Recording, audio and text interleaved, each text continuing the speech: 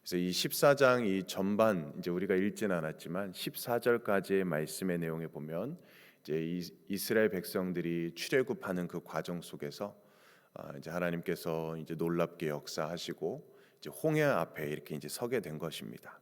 그래서 앞에는 홍해가 가로막고 있고 뒤에는 우리가 아는 것처럼 이제 애굽의 군대들, 이 병거, 마병, 엄청난 그 군대들이 이스라엘 백성들을 이제 뒤쫓아오는 그런 이제 진퇴양난의 순간에 빠져 있는 것입니다. 그래서 이 군대를 바라보면서 이스라엘 백성들이 막 두려워하는 것이죠. 그리고 또 원망하는 것입니다. 그때 하나님께서는 이 모세를 통해서 이런 말씀을 주셨죠. 너희는 두려워 말고 가만히 서서 여호와께서 행하시는 구원을 볼지어다. 이제 이게 14절까지의 말씀의 내용입니다. 그러니까 하나님께서는 왜 이스라엘 백성들에게 가만히 있으라고 하셨을까? 왜냐하면 구원은 하나님께 있기 때문이겠지요. 하나님은 이스라엘이 이를 보고서 그들이 깨닫기를 원하셨던 것입니다. 언제까지 원망하고 불평하고 그렇게 살아가겠느냐는 것이죠. 자, 그래서 이스라엘 백성들이 그런 상황 가운데 놓여 있는 것입니다. 자, 이제 오늘 본문 15절부터는 이제 이스라엘 백성들이 하나님께서 그 행하시는 그 구원의 사건을 보게 되는 것입니다. 자, 그래서 15절 말씀을 제가 읽어드리게 되면 여호와께서 모세에게 이르시되 너는 어찌하여 내게 부르짖느냐 이스라엘 자손에게 명령하여 앞으로 나가게 하고라고 말씀을 합니다. 이스라엘 백성들이 하나님께 부르짖었습니다. 근데 그 부르짖음은 기도라기보다는 원망 섞인 그런 부르짖음이었던 것이죠. 그래서 하나님께서는 너희는 어찌하여 나에게 부르짖느냐라고 이야기하는 것입니다. 모세에게 말씀하셨다라고 하지만 어떻게 보면은 이 말씀은 이스라엘 백성들을 두고 하나님께서 말씀하신 것입니다. 책망하시듯이 말씀하신 것이죠. 왜 그렇게 두려워하며 떨고 있느냐? 왜 불평하고 원망하느냐라는 것입니다.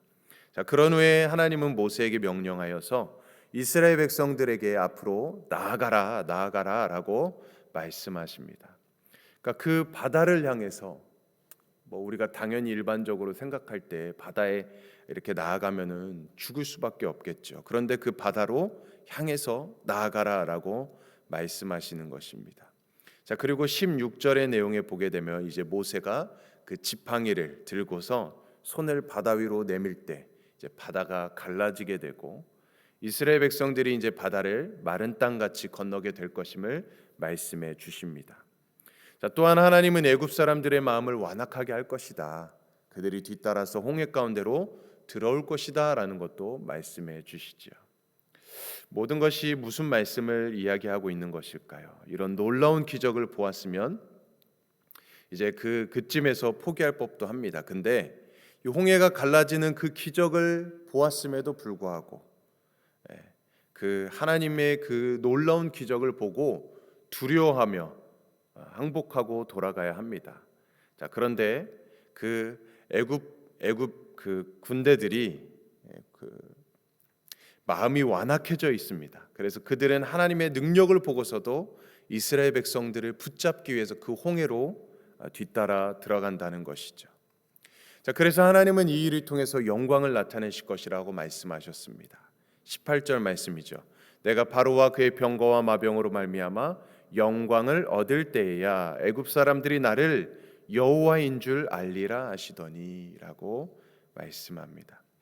자, 하나님은 이러한 바로와 애굽 사람들의 완악함으로 인해서 그 능력을 나타내십니다. 그들이 자랑하고 있는 그 병거 또 그 마병 그것이 모두 수장시켜 버리심으로 하나님의 영광을 보이시는 것입니다. 자, 또한 이를 통해서 애굽 사람들이 여호와 하나님을 알리라고 말씀하십니다. 그리고 이 말씀대로 이제 홍해에서의 구원의 역사가 시작되는 것이죠.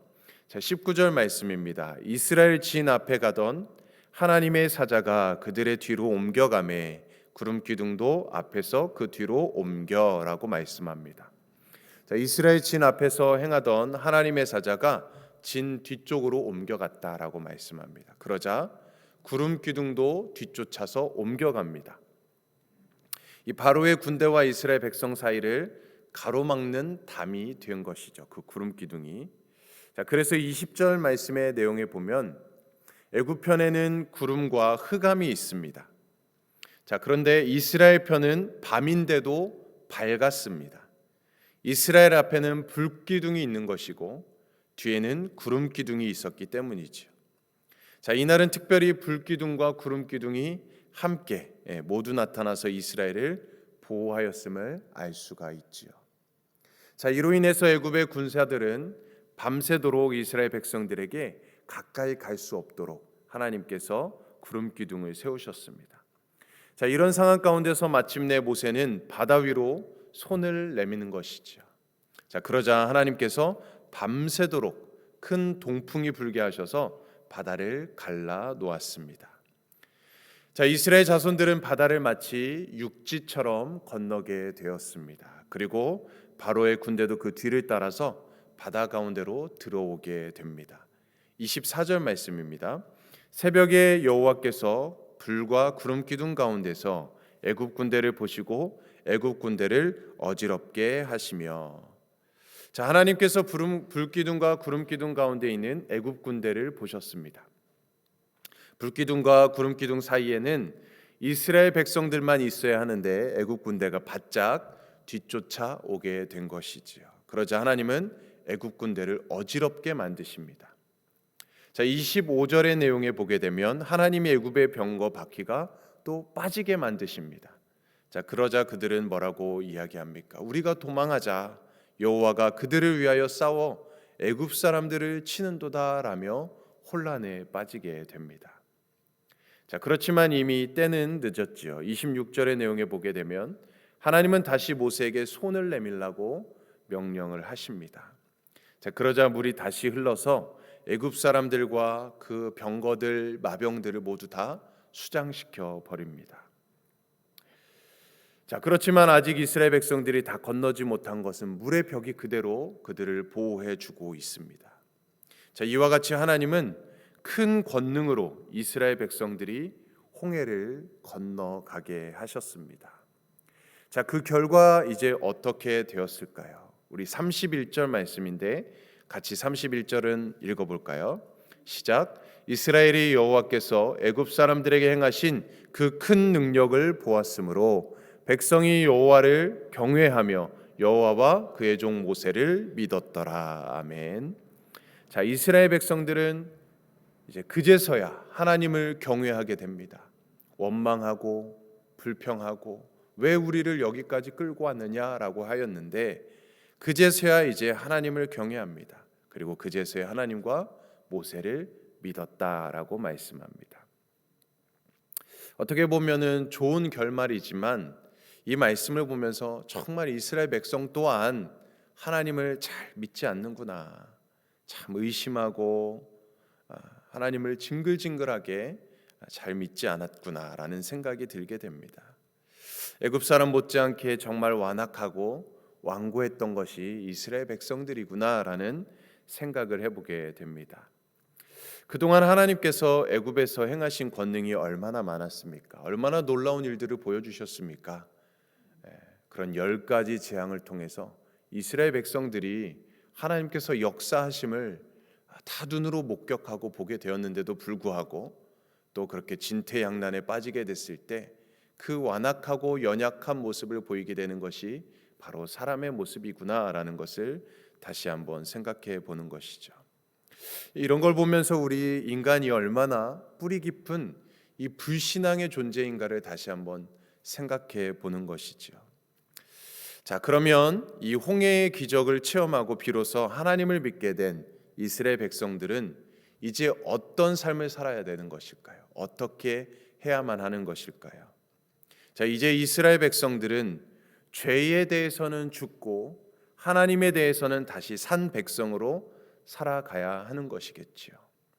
하나님은 이 홍해 바다에서 이스라엘 백성들을 들어가게 하셨는데 사실 이 홍해 바다로 들어간다라는 것은 내가 죽음을 각오하고 들어가는 것이었습니다.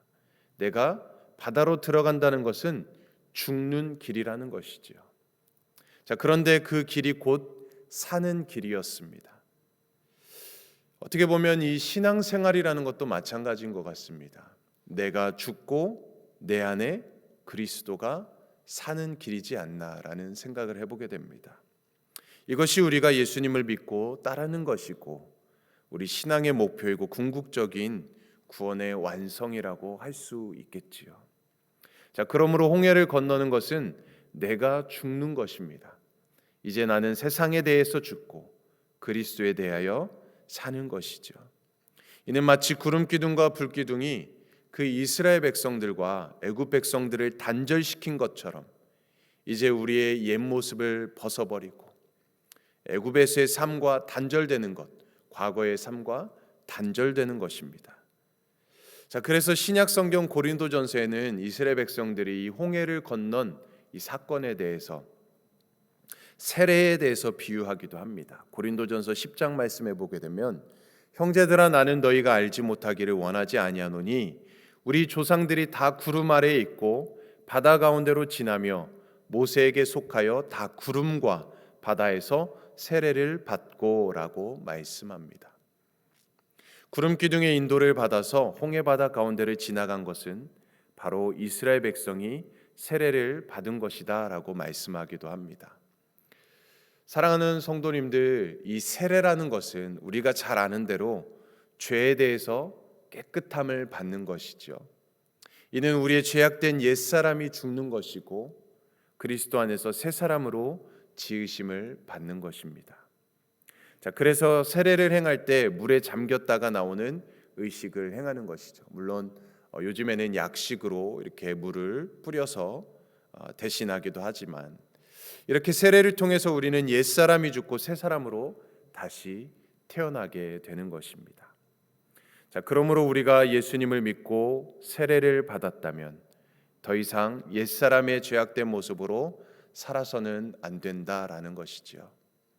홍해를 건넜으면 이제는 다시 애굽을 그리워하지 않아도 되는 것입니다. 돌아보지도 말아야 하는 것입니다.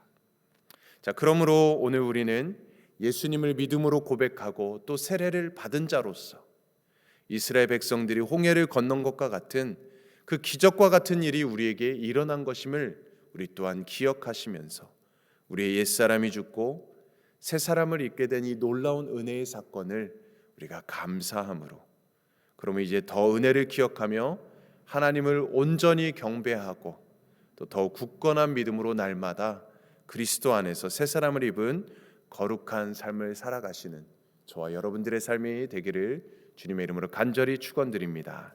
아멘. 우리 함께 기도하겠습니다.